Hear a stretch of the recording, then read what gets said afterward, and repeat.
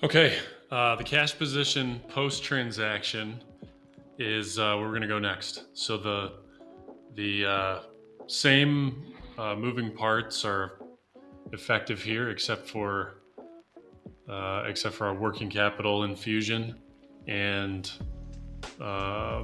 we also have, in addition, we also have to worry about our minimum working capital, and we're going to go through what we're doing with the cash due to or due from sponsors and investors. So you can see these are manual entry fields. They're not always manual entry fields. Sometimes we have a formula baked in here, but the manual entry is kind of an override in case we don't want to make distributions.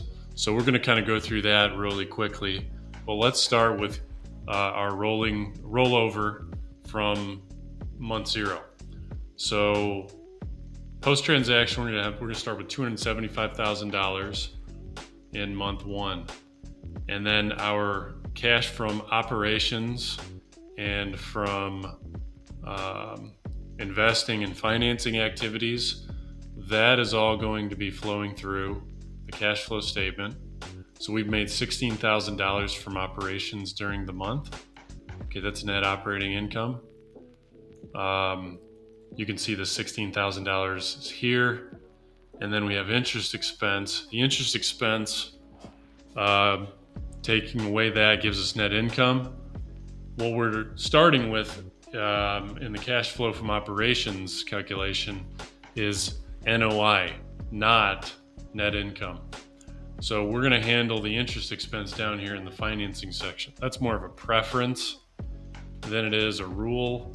I don't like seeing finance-related activities outside of the financing section. So that's why we actually start with NOI here and then deduct it later on. Okay, so we got 16,000. Take away the principal payment, take away the interest to the senior note, and we're at $9,100, $9,200. So I'm going to go over the amortization schedule for the interest and principal payments in a minute. But first, let's just assume an understanding of this and come back to it so that we can get to this part. So minimum working capital is going to be effective and pretty important here. We have $284,000 in the bank before our minimum working capital is effective. Okay, what does that mean? That means that we want no more. We want no less than $200,000 in the bank in year one. For year 2 and 3 and 4, we've established the same rule that's going to govern our cash position. Year 5 and 6, we're bumping that up to $300,000. Our operations have improved by then, and our liquidity needs have also improved or increased. Year 7 and 8 and 9 and 10, if we ever get there, we're increasing it over time as the need for cash inside the company increases.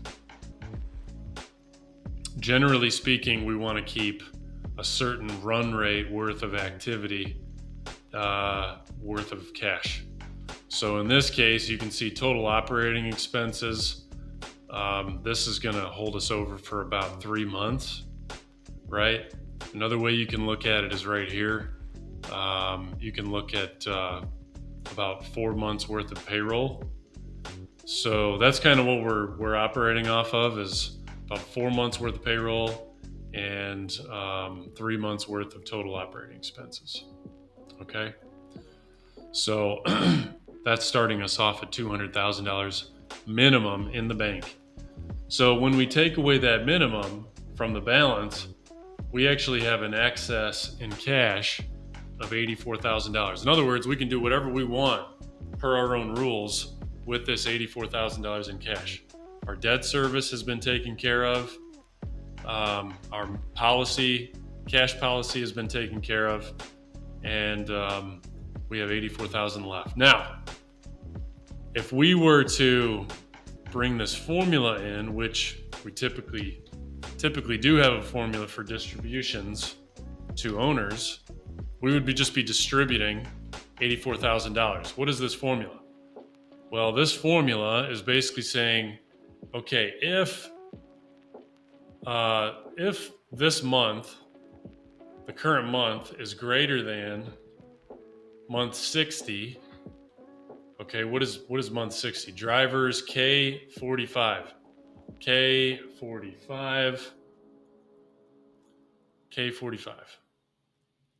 So if our month is later than the exit date, okay, then give me 0. We're not going to distribute anything after the exit date, even if it exists because of the P&L.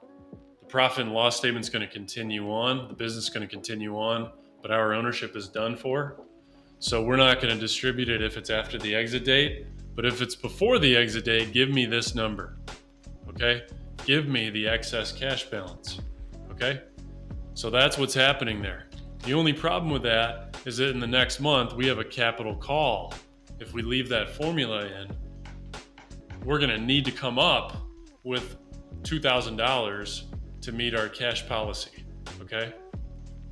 And so on and so forth. If we keep this formula running, okay, we're making distributions, but then you can see, you can see we need we're calling down $100,000 of our own money back, right? So how many months worth is that? That's all the distributions that we took hypothetically in this 10-month period. We're calling back, because why is that happening?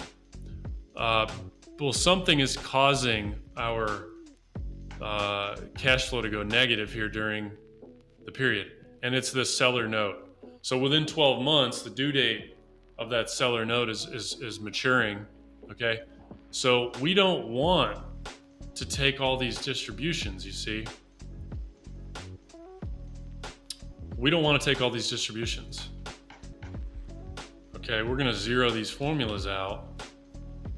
Okay, and then we're only going to take $70,000 of the $80,000 after we've zeroed out all the distributions up until month 13. We have $80,000 excess in the bank. Got it. So now our note's paid off. Let's take a distribution of $70,000. Not bad for really the first year of operations. Okay, remember, because we put in what? We only put in, where's our equity? $250,000. I mean, you know, basically we're making 1/5 of our money back, right?